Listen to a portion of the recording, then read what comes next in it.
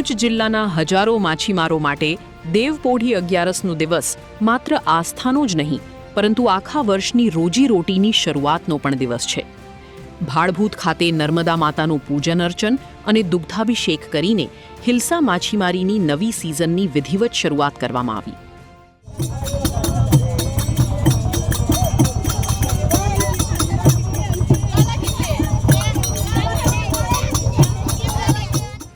સારા વરસાદને કારણે આ વર્ષે સારી માછીમારીની આશા વ્યક્ત કરવામાં આવી રહી છે.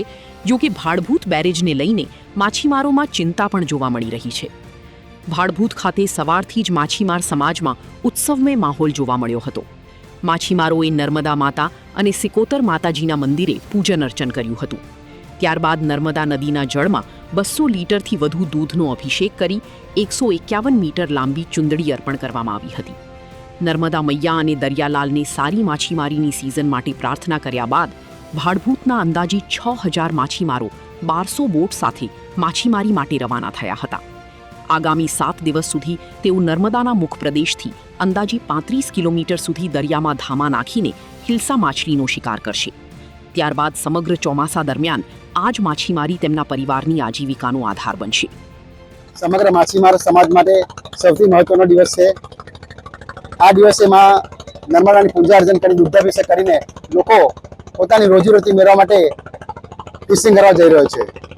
સમગ્ર માછીમાર સમાજ આ દિવસે પોતાની બોટ સ્ટેન્ડ બાય કરીને ફિશિંગ કરી રહ્યો અને આખા વર્ષની રોજગારી મેળવવા માટે કંટ્રોલ મહેનત કરી રહ્યો છે. બીજું કે આ માછીમાર સમાજ નર્મદા નદી પર ભાડભૂત બેરેજ બની રહ્યો છે. આ ભાડભૂત બેરેજ બનવાથી 20,000 માછીમારોની રોજગારી છીનવાઈ જવાનો સંભવ રહેલો છે.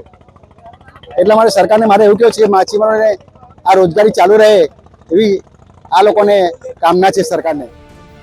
હિલ્સા માછલી મૂળ દરિયાની વતની છે, પરંતુ દર વર્ષે જૂનથી ઓગસ્ટ દરમિયાન ઈંડા મૂકવા માટે તે નર્મદાના મીઠા અને નિર્મળ પાણીમાં આવી છે. આ સમય દરમિયાન મોટી સંખ્યામાં મળતી હિલ્સા માછલી ભરૂચ જિલ્લાના હજારો માછીમારો માટે આર્થિક સમૃદ્ધિનું મુખ્ય સાધન બની છે. ભાડભૂતમાં પકડાતી હિલ્સા માછલી સ્થાનિક વેપારીઓ ઉપરાંત સુરત, મુંબઈ અને કોલકાતાના વેપારીઓ ખરીદી મોટા બજારોમાં પહોંચાડે છે, જ્યાંથી તેની અન્ય દેશોમાં પણ નિકાસ થાય છે.